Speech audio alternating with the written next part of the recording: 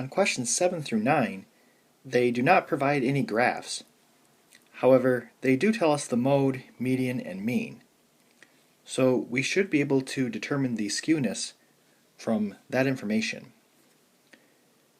So number 7 says, the mode of a dataset is 80, the median is 85, and the mean is 92. So the mean is greater than the median is greater than the mode.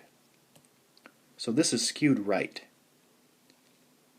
On 8, the mode is 100, the median is 82, and the mean is 75. So the mean is less than the median is less than the mode.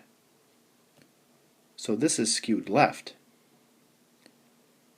And then on question 9, the mode, the median, and the mean are all 33.